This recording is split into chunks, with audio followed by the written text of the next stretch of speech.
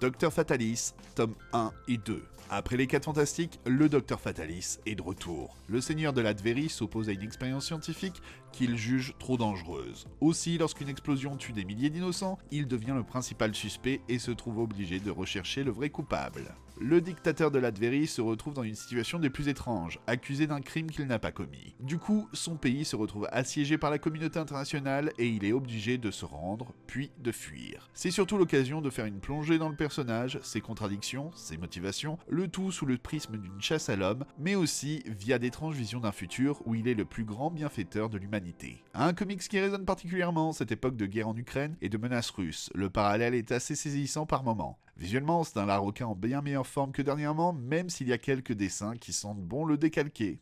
Le tout est vraiment très prenant, mais la fin a un problème de rythme qui fait que le tout est précipité et un peu moins intéressant. Jonah, tome 2. Jonah et Rainbow poursuivent leurs aventures et font face à la monstruosité des hommes. Une fois leur havre de paix détruit, les filles sont reparties. Elles ont suivi une piste menant à une ville sous terre cachée dans les vestiges brisés d'une puissante forêt de séquoias, attirées par l'histoire réconfortante d'une nouvelle communauté dans laquelle leur père aurait pu trouver refuge. Mais pour Rainbow et Jonah, la vie dans cette nouvelle grande ville est déroutante. Si Jonah trouve la célébrité dans les arènes dans lesquelles elle combat d'horribles monstres géants, Rainbow, elle, explore leur nouvel environnement à la recherche d'un peu de gentillesse, mais elle doit faire face à de nouveaux mystères. Maintenant que les sœurs se sont retrouvées, il va falloir apprendre à travailler ensemble et à faire face quand on se retrouve à nouveau séparés. Ce tome 2 garde les mêmes qualités et défauts que pouvait avoir le tome 1. Oui, Jonas l'évite, oui, il fait place à l'action et oui, il peut paraître enfantin car il est pensé pour un jeune public. Mais il y a une énorme richesse dans le travail de découpage que fait Chris Samney et parfois il vaut mieux un titre qu'on lit en 30 minutes qu'un qui nous tombe 100 fois des mains, non ? À travers ce tome, le monde de Jonah s'étoffe via les autres personnages et on découvre qu'au final, Rainbow a peut-être un peu peur de sa sœur. Encore une fois, ce titre assez mythique a su captiver mon attention et me faire défiler les pages. Et le cliffhanger fonctionne bien. J'espère juste que le tout ne va pas juste être une fuite en avant permanente. We only find them when they are dead, tome 2. 2414, 50 ans se sont écoulés depuis la mission funeste du Vihan 2. L'univers a changé radicalement, partagé entre les moissonneurs et les adorateurs. Jason Hauer, le dernier membre survivant de l'équipage du capitaine Malik, mène une vie de prisonnier. Quand l'ambassadrice des mondes internes vient négocier la paix entre les deux clans, Jason se retrouve au cœur d'une machination impliquant son ancien capitaine d'une façon qui dépasse l'entendement. J'ai dû replonger vite fait dans le tome 1 avant d'attaquer cette lecture, j'avoue. L'intrigue des fameux dieux morts avance bien, mais en allant dans une direction à laquelle on ne pouvait pas trop s'attendre.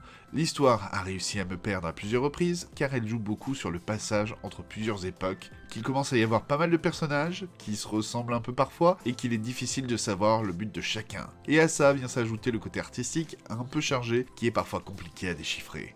Pour le reste, on est toujours avec une direction artistique très numérique, un peu flashy, mais sublime. Côté scénario, on a le droit à une nouvelle direction. Si le premier était une course-poursuite vengeresse, celle-ci est sur le thème du braquage.